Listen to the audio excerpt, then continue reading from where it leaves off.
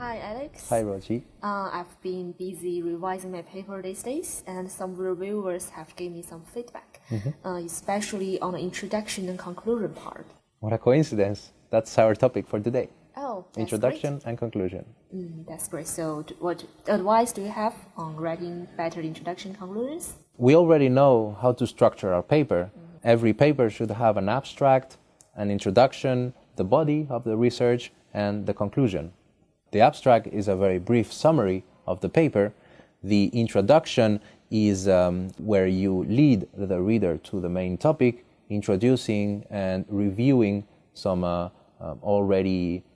some previous research that has been made on the topic, something that's happening also that has happened and leads the reader to the topic. The body of the research is where you show your research in detail.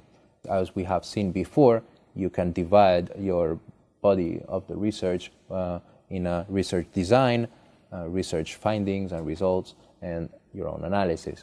And then conclusion, in the end, would be the part where you, as the word indicates, you conclude your paper, and also you can give out the results and findings of the paper.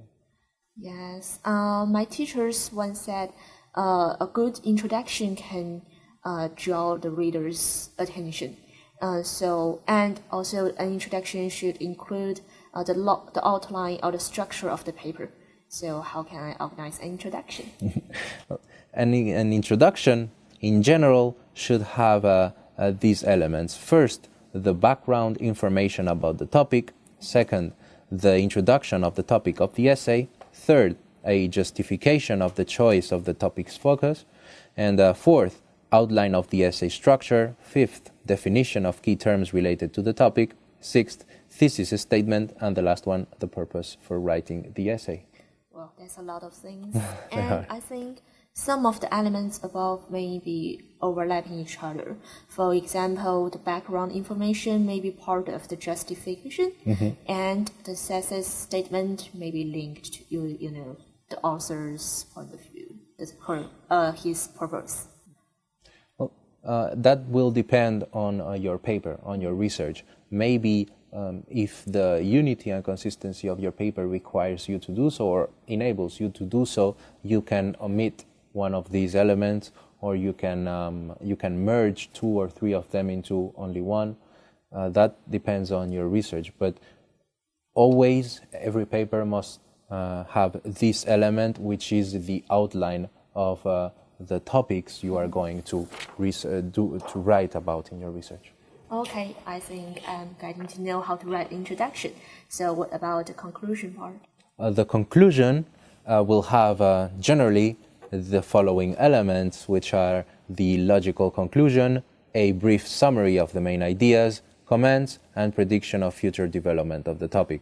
And also, if you want, you can add two more elements, which are future research that may be done around the area you are researching on, and the limitations of your work.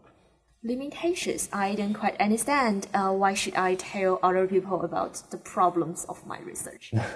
Well, it's kind of a humble act, because every paper has its limitations.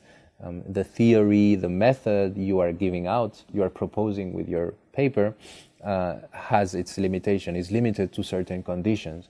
So to writing them in your conclusion, to showing them, well, it is to show that you acknowledge these limitations. And so it's a humble act to say it, but it is also a kind of protecting your own research from future critiques, showing that you know the limitations. And also, showing the limitations is linked to the future research that can be done in the topic. You have research, so because it is opening a door to future writing, future research for other experts to be done. That sounds reasonable. And my supervisor told me that I should mention some specific data in the conclusion part.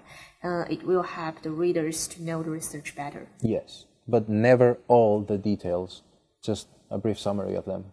Okay, I think I am learning a lot today, and I'm now going back to revise my paper again.